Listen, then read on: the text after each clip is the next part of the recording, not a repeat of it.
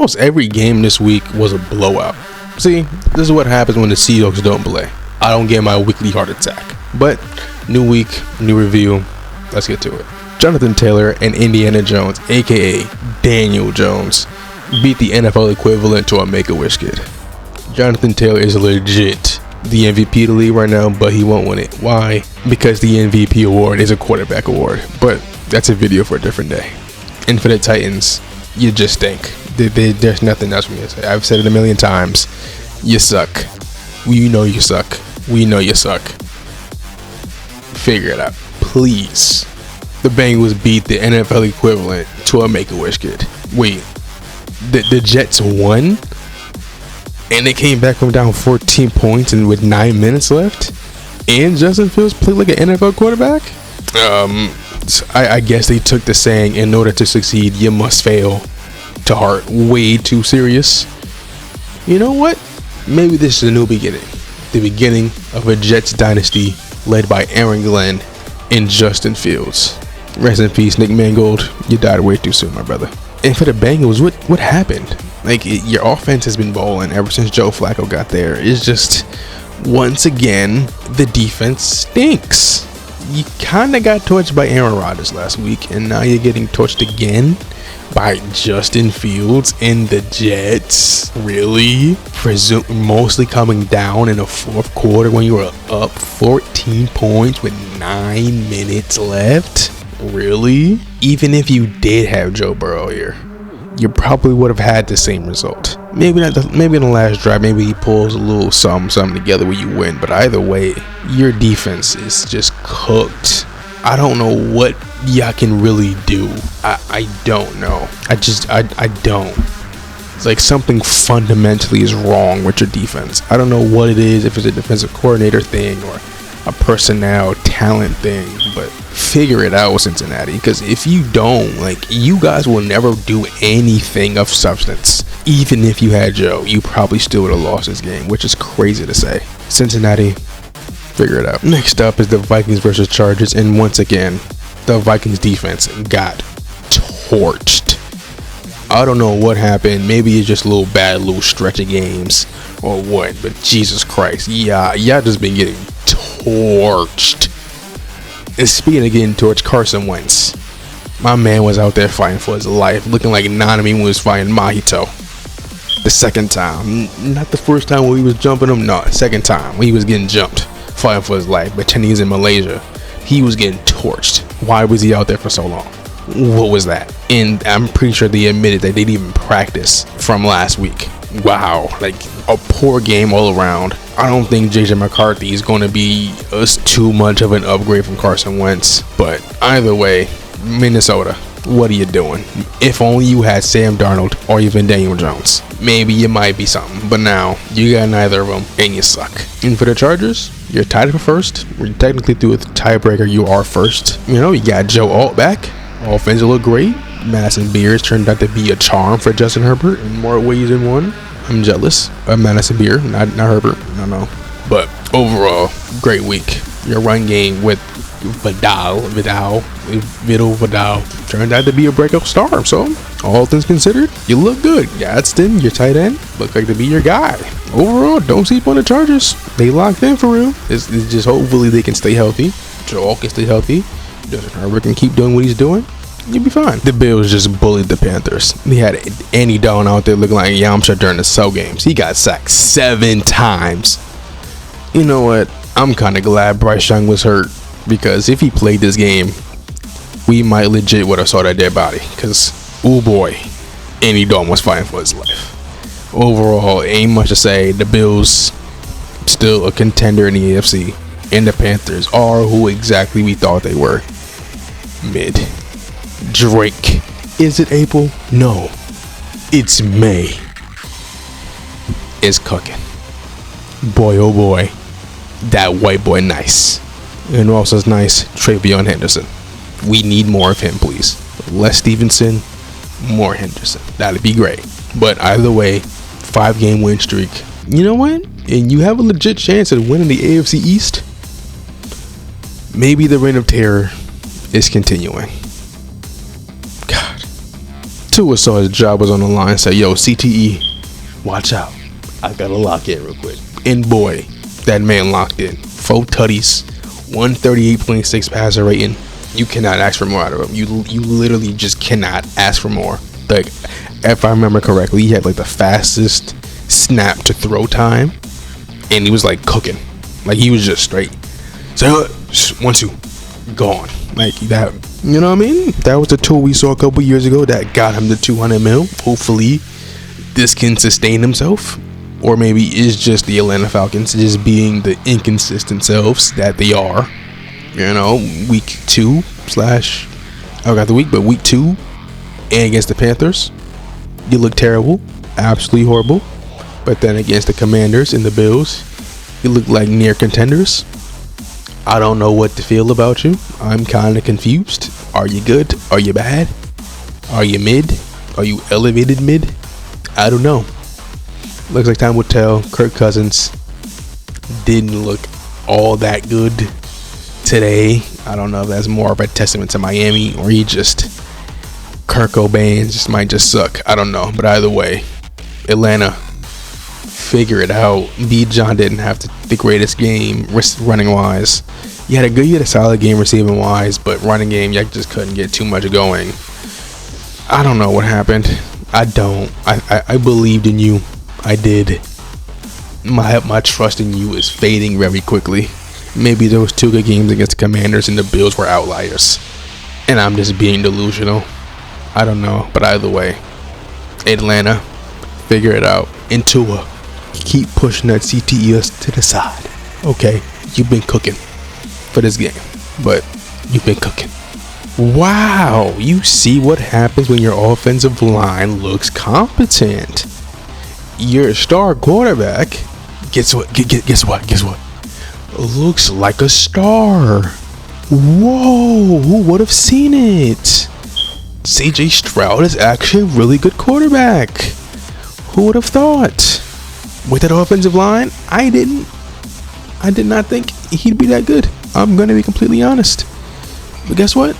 He did look good. Because their offensive line looked good. Who would have thought? Hopefully they can keep this performance up. Because boy oh boy, do y'all need it. You're 3-4. You know, if your offensive line plays semi-decently, you can get some more wins in there and make it very interesting come playoff time. Because your defense is legit. It's just your offensive line is holding your entire offense back. If they can keep it up, I can see Houston sneaking into the 7th seed. I'm not gonna lie. But for San Francisco, I just could get nothing going. Christian McCaffrey, 25 rushing yards. Ugh, you know what I mean?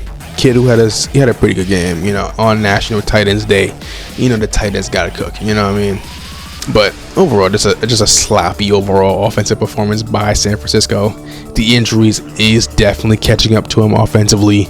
You can kind of see it. Just overall, just catching up to him. Even down to the defensive line, not really getting too much pressure on the worst offensive line in football.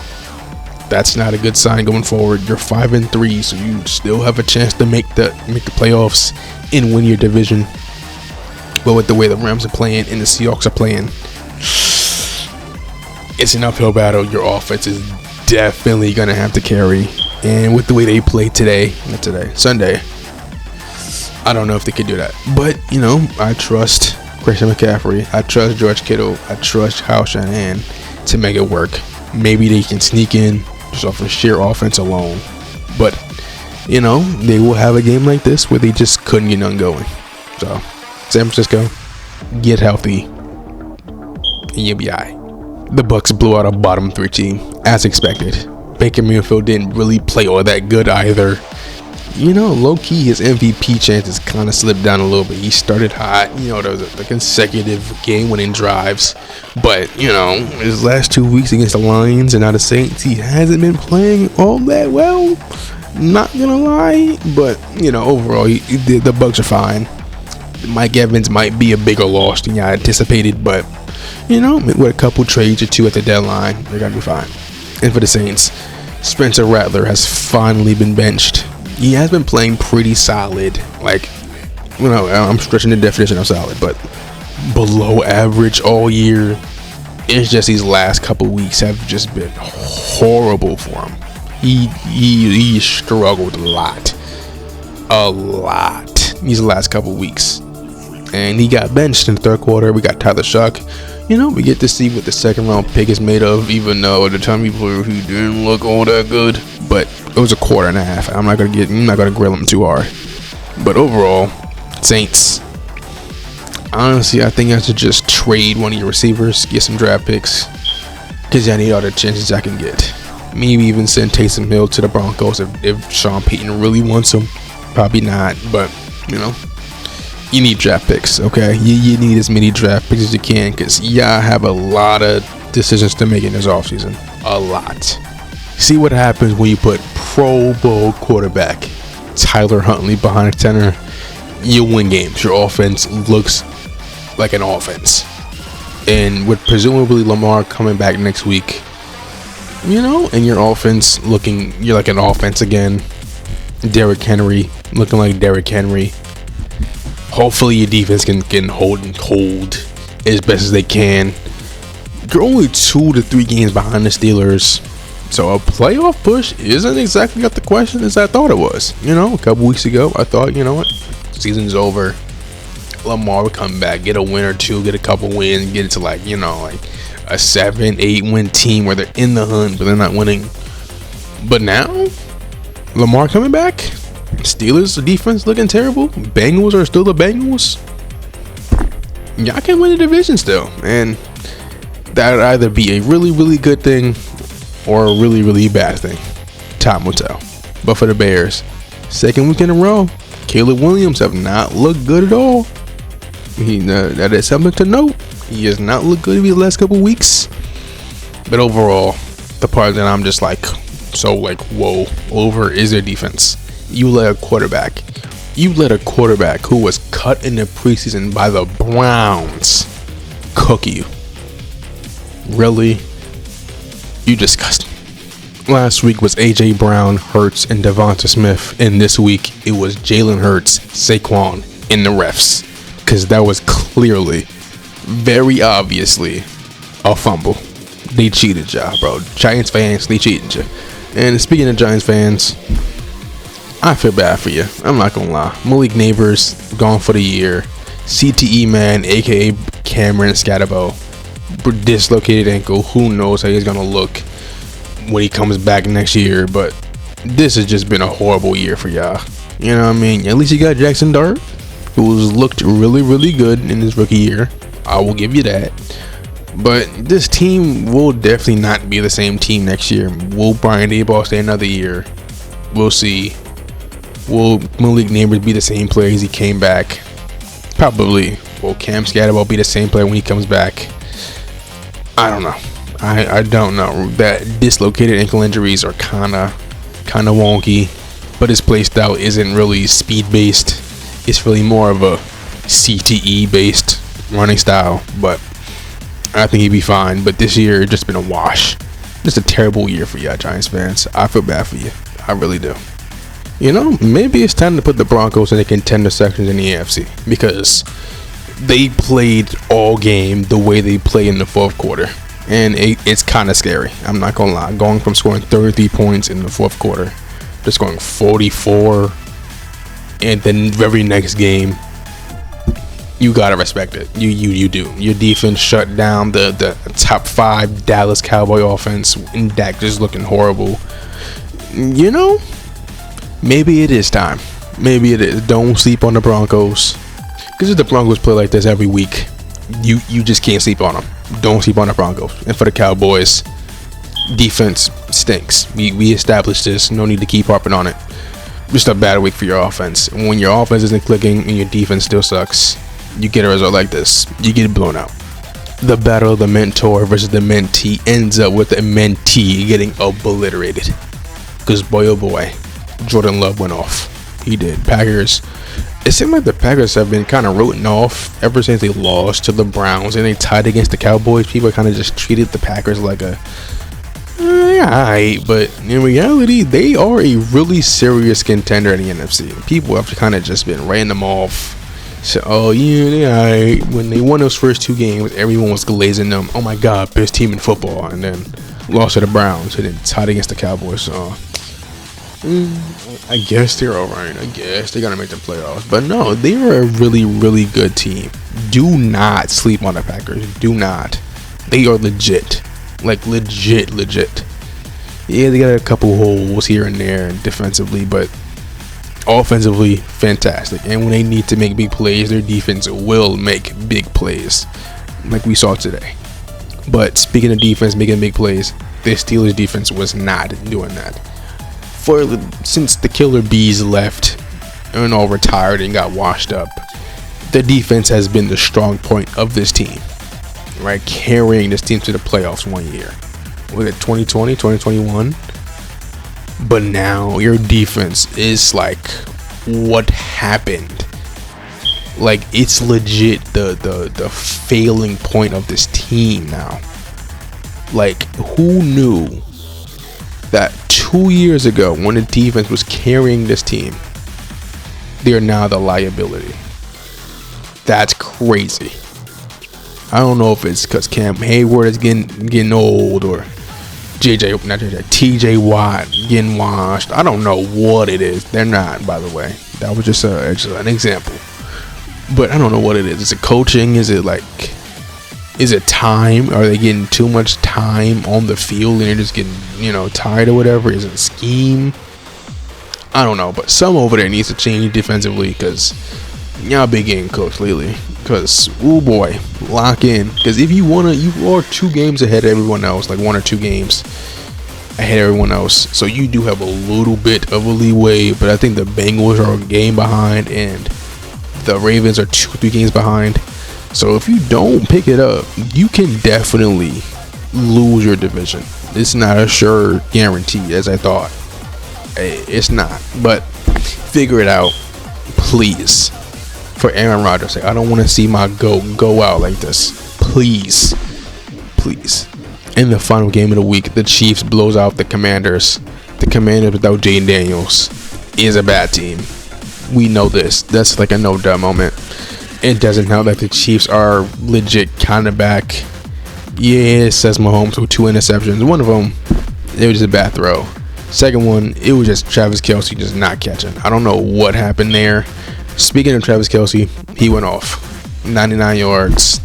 Should have been more, but the ball just went right through his hands. That should have been an easy catch, but it just soared into was it Bobby Wagner's hands? I think it was.